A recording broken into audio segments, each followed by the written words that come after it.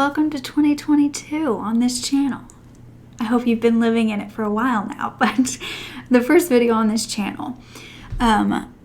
This is a video I didn't think I was going to film because, to be honest, I have been doing good, thankfully, which is something that I don't take for granted because it's not something that happens all the time.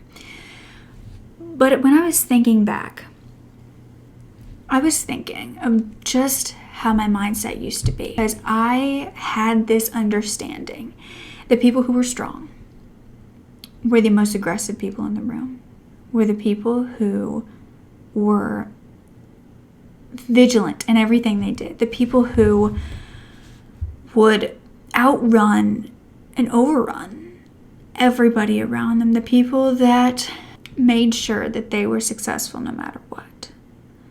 The people who could do no wrong, the people who nothing affected, the people who could walk into a room and not be scared one bit, who could feel like the most powerful person in the room because they knew they were. And I used to hate myself because I could never be that. Because I knew there was a part of me that was always going to be soft. That was always going to be not weak, but timid. And so I used to have this belief that there was one and there was the other, and you could not be both. And so a few years ago, I started feeling myself get strong. And I hated it because to me that meant my heart was shrinking somehow, that I was a bad person. And I think part of me truly believed that there was no good, like it was slowly going to leave my system because I had been through things unimaginable and I was stronger. I started to realize, well, I still have softness in me. I'm still gentle, but I'm strong. And when I felt that, then I thought maybe I'm not strong. Maybe I've been pretending to be to deal with the pain. This may all just be a cover to help me survive. So what happens when I acknowledge that and I let the softness just flood back in and all my strength that I've been using to hold me together leaves? I didn't like that version of me either. And I think it's just recently hit me that I'm allowed to be both. That I'm allowed to break down and sob all night long for no reason other than my body wanting to heal. And I'm allowed to be angry. And I'm allowed to be able to stand up to people and say, no, that's not what I want to do, or that's not what I like. And I'm allowed to have opinions, but I'm allowed to be kind about opinions. And it's so freeing. And I don't know if any of you guys can relate in this feeling of having to be one or the other. Of having to be ruthless in your trip to healing, or having to be a complete mental breakdown. Not just you're just a complete embodiment of a breakdown when you're trying to heal, when you're trying to grow. Because for me, in my head, the two didn't correlate. For whatever reason, I thought, well, it's been a while. I'm getting strong. I have no reason to be soft. I'm over that phase of my life. And yet the softness, the timidness, the healing would come back and I would be so confused. I would wonder what in the world is wrong with me. Why am I reverting back to this person? There was nothing that I could pinpoint as to why that person, that version of me, was coming back. And I think the most beautiful thing that I realized, it was actually on New Year's Eve.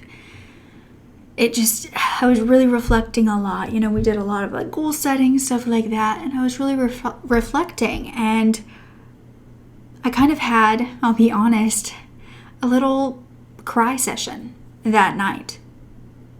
And I didn't know why. Nothing exactly happened. And so it just hit me. Yeah, there's no reason for this. But there is a reason for this. Because I worked so dang hard to be strong. But a strong girl is not weak when she cries.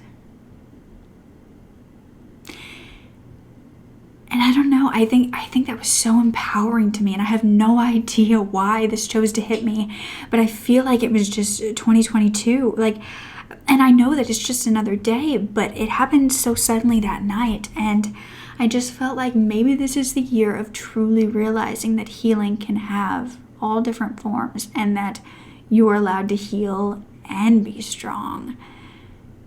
And I'm so excited to let you guys know that that's okay, and I'm so excited for this year because of that, and just how much I believe I can do, and how I view myself, because I think that's bringing me so much confidence, because for so long I was that strong girl. I didn't know how to have fun. There was no fun part about me. There was no goofy girl that I always used to be. I was that, I used to be that friend that was like, yeah, she's kind of weird, but we just let her do her thing, not like the funny one, but just like the weird one. But there was none of that, because I was like, I can't be that girl anymore. And I don't think I will ever be the person I was before. But the person I am now can still be that and ruthlessly strong at the same time. And I'm happy to share that discovery with you, and what it's going to lead me to in the new year. And I have written so many goals this year, and I think last year I just kind of wrote a few things that I thought I could do. I have no idea if I did them or not. I didn't save it, but this year I'm so determined to actually do these things, have lists. And I'm just so excited. The phrase that I wrote, because my mom always does a word. So I wanted to do a phrase this year, and I said, nothing truly matters but a happy soul. So, yeah, it's cheesy. But I even did this little, what are they called? Vision boards. And I love it. And something that I wrote on here, because we just did random magazines I could find, but something that I wrote on here, or I guess I cut out to put on here, is a hero's journey. And I feel like my family looked at that and they were like, are you calling yourself a hero? And I just kind of explained to them, my goal is to make you guys, every time I talk on here or on my true crime channel, to make you guys feel like you can always be a hero, that the person you are can always be a person that other people can look up to, that you can be the hero of your life, of your trauma, of anything that happened to you. And I think for a long time I thought, for me, a hero was only what I could show strength-wise, But I would never make you guys feel that way, and I would never think that about you. In fact, when I look at other people and I see softness, but I can see behind their eyes that they haven't had it easy, the most beautiful thing I could ever see. And so I have that, because I want to remember for myself that a hero comes in all different forms, and that sometimes the only hero you can be is a hero for yourself, to save yourself. And that's okay too. Another thing I wanted to talk about is that I'm doing not only full year goals, but I'm also doing every quarter, and they really seem to help me become the person I want to be, because I'm not just looking at this whole sheet being like, I have to do this all this year. I broke it down, like, what do I want to do this year? Okay, now what can I do every quarter or every 3 months to get me to that in the end? And so you just break it down into 4 quarters. So much easier. I love looking at it like this.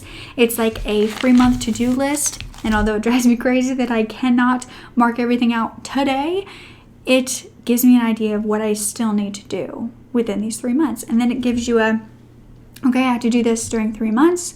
And then the next 3 months, I'll go after what I have there. It makes it a lot less overwhelming. All I know is that as I've tried to weave the two back together, it's felt so much better.